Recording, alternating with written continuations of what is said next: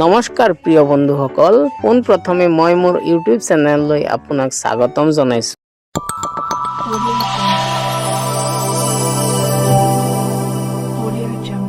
অসমীয়া হাতৰ দিনত দেখা দি সন্ধিয়াতে বিদায় মাগে, ৰাতি হ'লে নাই তেওঁৰ অবিহনে কাৰো ৰক্ষা নাই। উত্তৰটো কি হ'ব ভাবকচোন।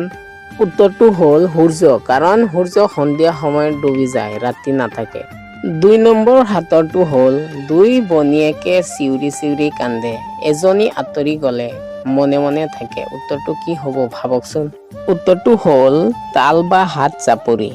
প্ৰিয় বন্ধুসকল, 3 নম্বৰ হাতৰটো হ'ল দৌৰি গ'লো কি বস্তু এৰি থৈ আহিলোঁ।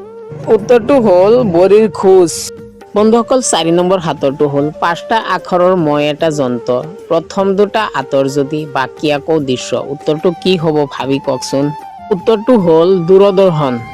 প্ৰিয় বন্ধুসকল, 5 নম্বৰ হাতৰটো হ'ল পূবে মাৰিলোঁ পশ্চিমেও মাৰিলোঁ হাওৰা গাঁত, ফলৰ ওপৰত বৃক্ষ গজে, ইনো কোন ফলৰ জাত। উত্তৰটো কি হ'ব ভাবি চিন্তি কওকচোন। বন্ধুসকল, উত্তৰটো হ'ল মাটি কঁঠাল বা আনাৰস।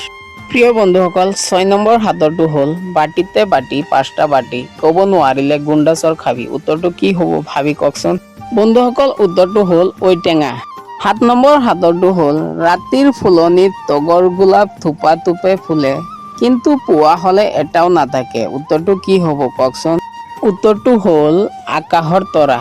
প্ৰিয় বন্ধুসকল, 8 নম্বৰ হাতৰটো হ'ল 2টা খুঁটা মাজতে আছে ফুটা, সোমাই দিলে শুই থাকে, ৰাতিপুৱাহে খুলিব লাগে।